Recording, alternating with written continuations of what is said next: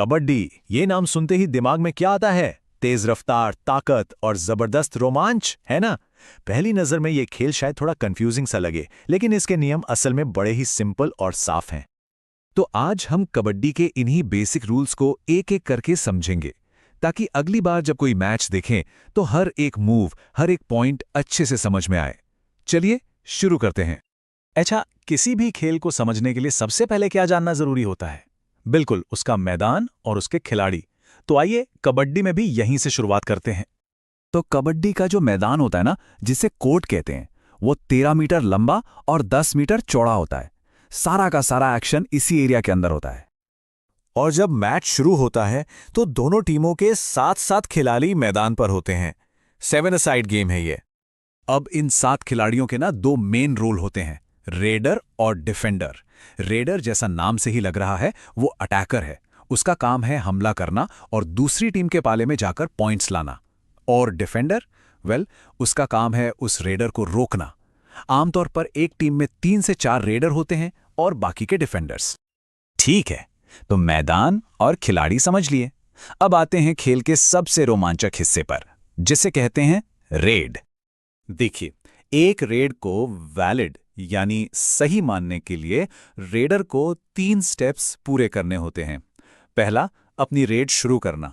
दूसरा, विरोधी पाले में एक खास लाइन को पार करना। और तीसरा, सुरक्षित अपने पाले में वापस लौटना। और इसमें सबसे जरूरी बात है विरोधी टीम की क्रॉस लाइन को पार करना। जैसा कि यहां लिखा है, अगर रेडर उस लाइन को पार नहीं कर पाता तो वो अपने आप आउट मान लिया जाता है। यही वो नियम है जो रेड को इतना एक्शन से भरपूर बना देता है। लेकिन कई बार ऐसा होता है कि रेडर लाइन पार करके सुरक्षित वापस तो आ जाता है, पर कोई पॉइंट नहीं बना पाता। ना किसी को आउट कर पाता है, ना खुद आउट होता है। इसे ही एम्प्टी रेड कहते हैं। इसमें किसी भी टीम को कोई पॉइंट नहीं मिलता और खेल बस आगे बढ़ता है। रेड कैसे होती है ये तो समझ आ गया, पर खेल का असली मकसद तो पॉइंट्स बनाना है। तो चलिए अब देखते हैं कि कबड्डी में पॉइंट्स आखिर स्कोर किए कैसे जाते हैं। ये सवाल सबसे अहम है। कबड्डी में पॉइंट स्कोर करने के कई तरीके हैं, लेकिन चलिए सबसे बुनियादी तरीके से ही शुरू करते हैं। पॉइंट स्कोर करने का सबसे आम तरीका है रेडर को टैकल करना। मतलब अगर डिफेंडिंग टीम रेडर को सफलतापूर्वक अपने पाले में ही दबोच लेती है और उसे वापस अपनी लाइन तक नहीं जाने देती, तो डिफेंस को मिलता है 1 पॉइंट और वो रेडर हो जाता है आउट। एक नॉर्मल टैकल के 1 पॉइंट के अलावा कुछ खास सिचुएशंस में ज्यादा पॉइंट स्कोर करने के भी मौके मिलते हैं। इन्हें ही कहते हैं बोनस पॉइंट और सुपर टैकल। आइए इस टेबल को देखकर इन दोनों का फर्क समझते हैं। पहले बात करते हैं बोनस पॉइंट की। ये मिलता है रेडर को। ये तब मिलता है जब डिफेंडिंग टीम में 6 या 7 खिलाड़ी हों और रेडर होशियारी से एक खास बोनस लाइन को पार कर ले। इससे रेडर की टीम को एक एक्स्ट्रा पॉइंट मिल जाता है। दूसरी तरफ है सुपर टैकल। ये डिफेंडिंग टीम के लिए एक बहुत बड़ा मौका है। यह तब होता है जब डिफेंस में सिर्फ 3 या उससे कम खिलाड़ी बचे हों।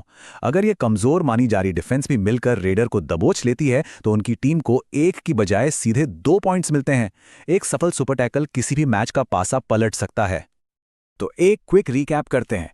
कबड्डी 13 गुणा 10 मीटर के कोर्ट पर 7-7 खिलाड़ियों के बीच खेला जाता है।